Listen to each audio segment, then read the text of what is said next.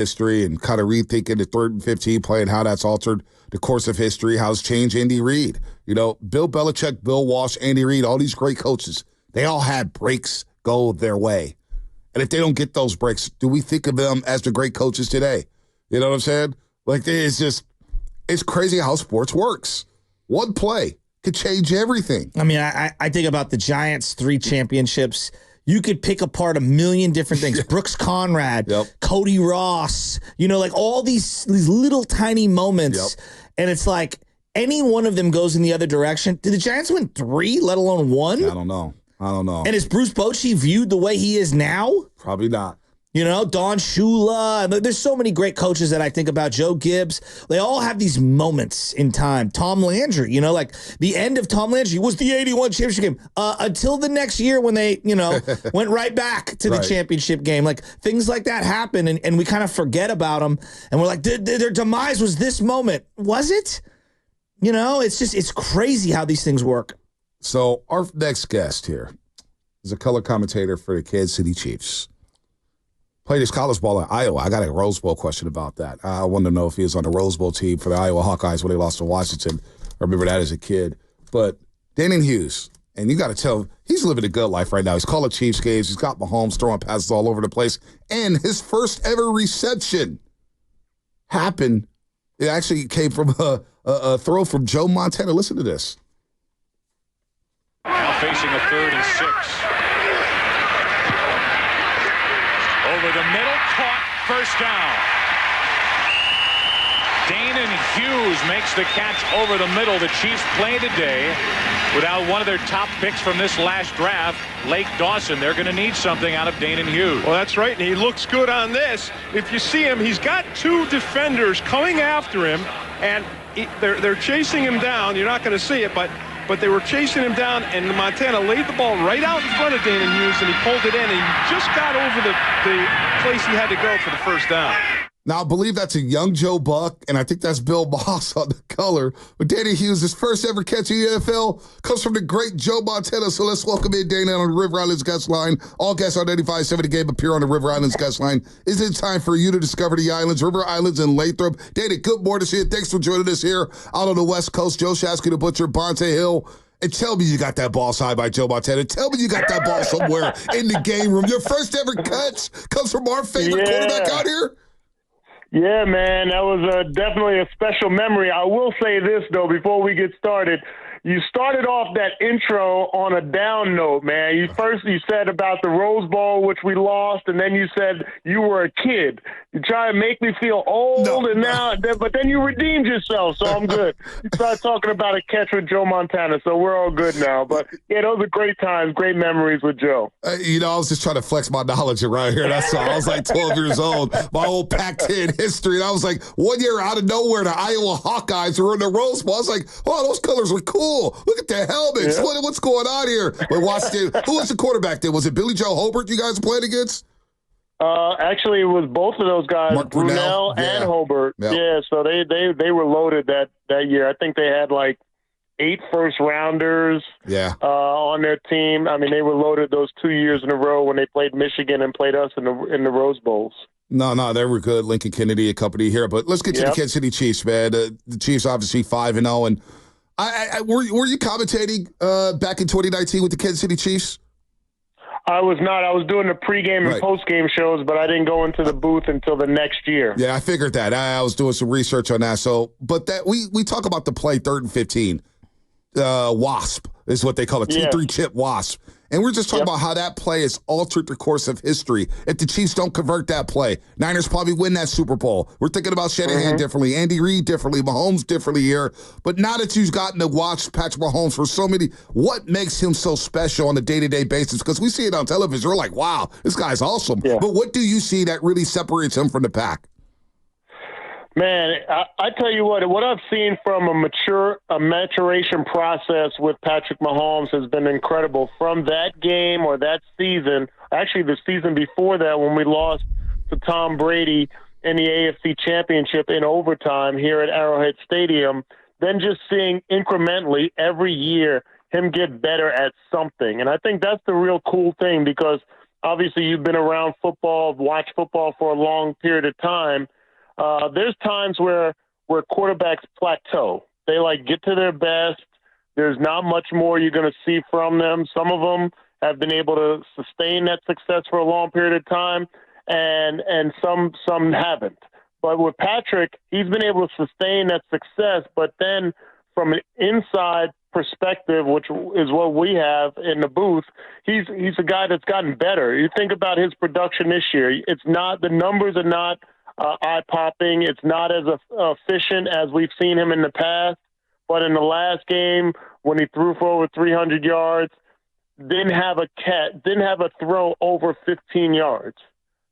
If you look through the course of his 7 years at the helm, we haven't seen Patrick just take what the defense gives them like he's doing now, where teams are playing that Tampa 2, the 2 shell, where trying not to give up the big plays.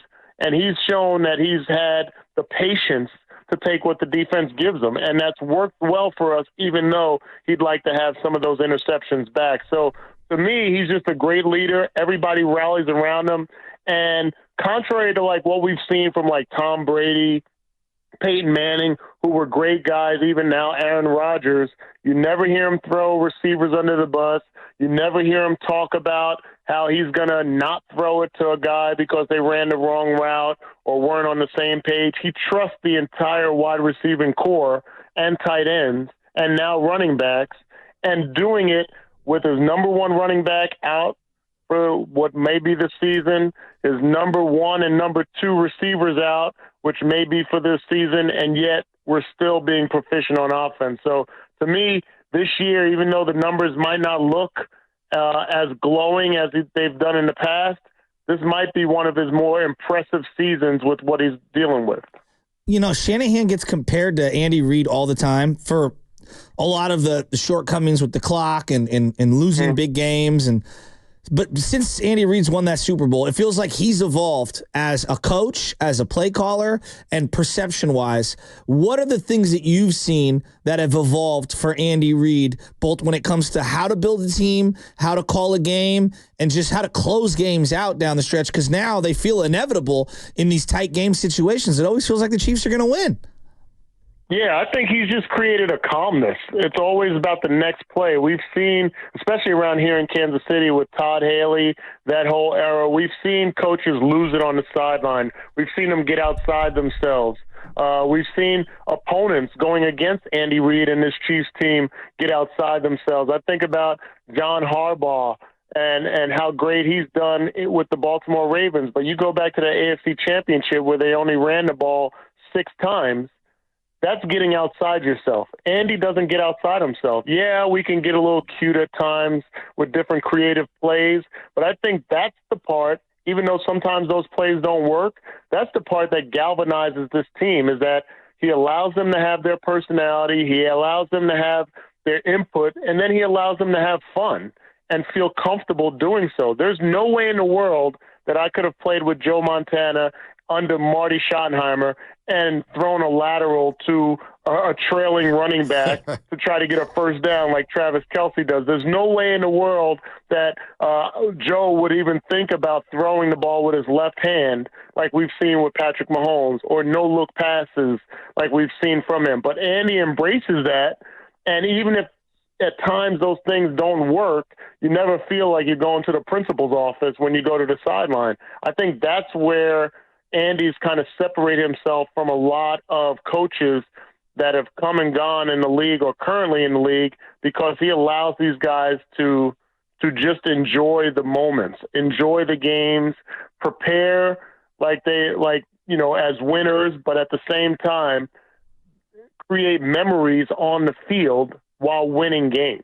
Okay, so Niner fans just obviously fear Patrick Mahomes. So, that's obvious.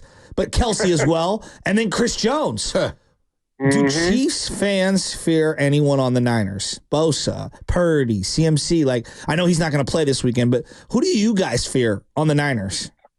Yeah, I don't know if fear is the right word. I would say they have the utmost respect for all of those guys, including George Kittle, who's a former Hawkeye. And, you talk about Trent. Well, I mean, they got studs across the board, offensively, defensively, across the board. And there's the utmost respect for them. And, like you said, outside of, 2 or 3 plays, you're talking about the Niners winning 2 Super Bowls and the Chiefs not winning either one of those. So, we have a respect for them. We know we were fortunate enough to win those games in the Super Bowl, the biggest games ever. And there's no kind of animosity towards them. I know there's a lot of people, especially since we'll be coming out there, that are licking their chops, looking for this opportunity, probably waiting for this opportunity since the schedule came out, to have some sort of retribution against the Chiefs. But from our standpoint, we've been down this road already. When we played the Baltimore Ravens, that was week 1 of the season, and we just considered it week 1. I'm sure the Ravens were thinking about retribution and trying to get back, but that's not the case. We went down to Atlanta, and they said it was the biggest game in Mercedes-Benz Stadium history. And what we said was, it's just week 4.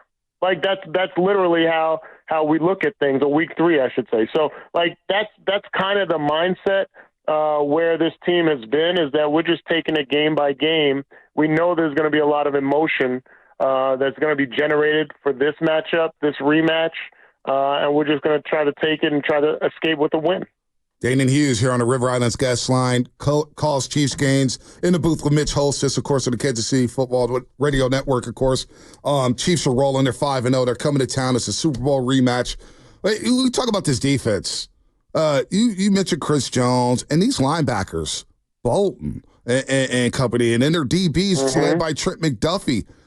For a long time, I thought Kansas City's weak link was the defense. Hey, keep their defense on the field, keep Mahomes off the field. But now this defense is blitzing. They're stuffing the run. What makes it? Is it Spags? What is he doing with this defense and this unit and the personnel that makes them so damn good?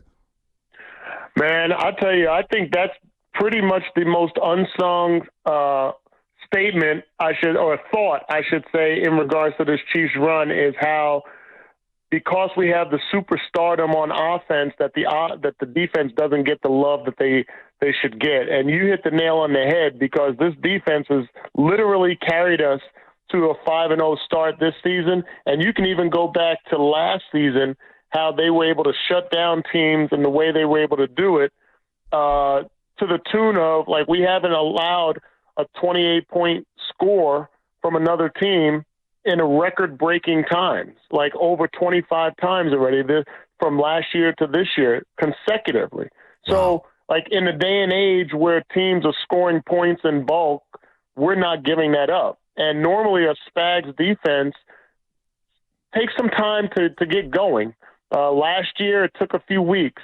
The year before that, it took a few weeks. This year, we literally picked up right where we left off in 2023.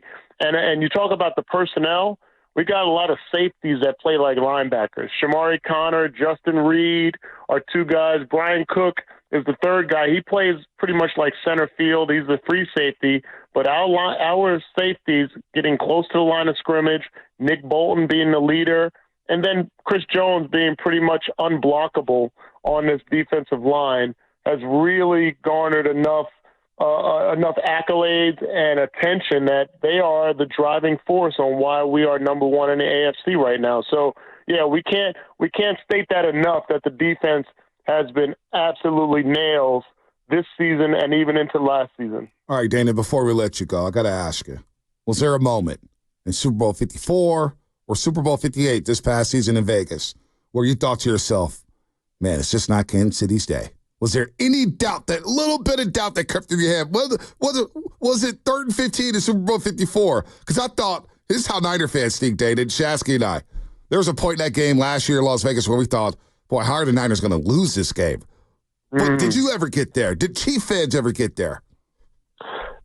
I can only speak for myself. In that first Super Bowl, when it was 3rd and 15, that's when I started to wonder, because we really hadn't seen – we've seen magic from Patrick Mahomes, but you still didn't know about it consistently.